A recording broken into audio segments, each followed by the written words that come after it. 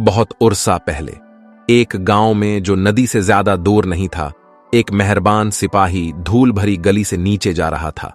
उसकी हरकत सस्त थी क्योंकि वो सारे दिन से चल रहा था।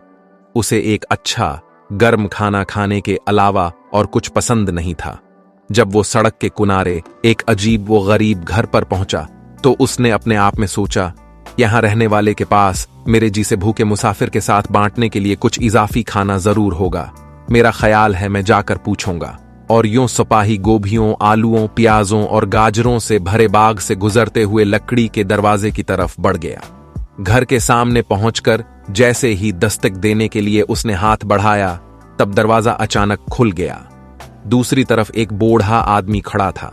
उसके हाथ कोलियों पर थे और उसने तीवरी चढ़ाई हुई थी। तुम क्या चाहते हो? बूढ़े ने बदतमीजी से कहा। फिर भी सिपाही उसे देखकर मुस्कुराया।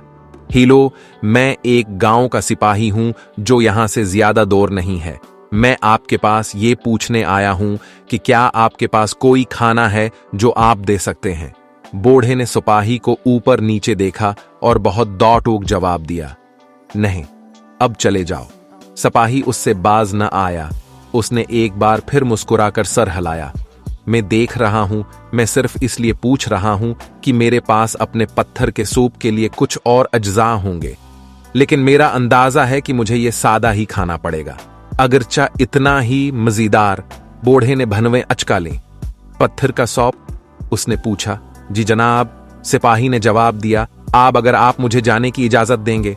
सिपाही रास्ते के बीच में चला गया और अपने सामान में से एक लोहे की देगची निकाली। एक बार जब उसने पानी से भर लिया तो उसके नीचे आग लगाने लगा। फिर बड़े एहतिमाम के साथ उसने रेशम के थीले से एक आम सा नजर आने वाला पत्थर निकाला और आहिस्ता से उसे पानी में गिरा दिया।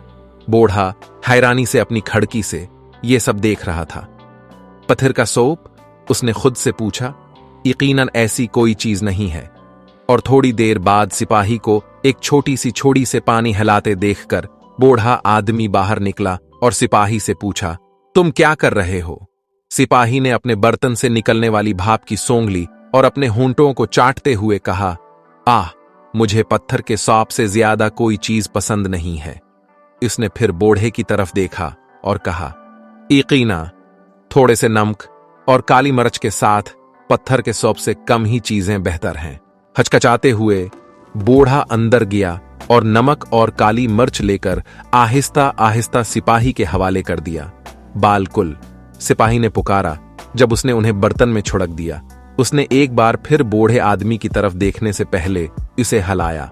लेकिन आप जानते हैं, मैंने एक बार गोभी के साथ पत्थर के इस हैरत इंगेज सूप का मजा चखा था। इसके बाद बूढ़ा आदमी अपने गोभी के पूदों के पास पहुंचा और सबसे पकी हुई गोभी उठाकर सिपाही को दे दी। आवा, कितनी शानदार है! सिपाही ने गोभी को काटकर बर्तन में डालते हुए कहा। उसने बर्तन की एक गहरी सौंग ली और बूढ़े से कहा, तुम जानते हो, ये चंद गाजरों के साथ बादशाह के लिए सूप होगा। बूढ़े ने सोचते हुए कहा, मुझे लगता है कि मैं कुछ गाजर ला सकता हूं। और वो गाजरों के पास गया और मिट्टी भर तोड़ लाया। जब उसे गाजरें पेश की गईं तो सिपाही बहुत खुश हुआ। उसने उन्हें काटकर एक बार फिर बर्तन को हिलाया और यूं चलता रहा। बूढ़ा आदमी बर्तन की खुशबू से खुश होने लगा। जब वो प्याज, आलू, गाय का गोश्त वगैरह लेकर आया, सिपाही ने खुद भी अपने थीले में मशरूम और जो जीसी चीजें शामिल कीं, यहां तक कि इसने ऐलान किया कि सूप तैयार है। बूढ़ा आदमी सिपाही की तरफ देखकर मुस्कुराया जब उसने आधा सूप उसे पेश किया। आप अंदर क्यों नहीं आते? मेरे पास आज सुबह बेकरी से सीधी लाई गई ताजा डबल रोटी है जो पत्थर के सौंप के साथ मजेदार होगी, उसने शफकत से कहा। और इस तरह बूढ़े आदमी और सिपाही ने मिलकर एक शानदार खाना खाया। सिपाही ने अपने थीले से दूध का एक डब्बा निकाला और वो भी शेयर किया।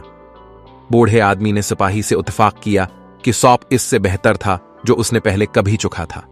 ये इस वक्त तक नहीं हुआ था जब तक कि सिपाही ने उसे रेशम का थीला नहीं दिया था जिसमें पत्थर था। बूढ़े को हकीकत मालूम हो गई। ये वो पत्थर कभी नहीं था जिसने मजेदार सौंप बनाया हो, बल्कि मिलकर काम करने और फुराखदली से वो और सिपाही दोनों एक ऐसा लजीज खाना बनाने में कामयाब हो गए थे जिसे वो अपने दरमियान शेयर कर सकते थे।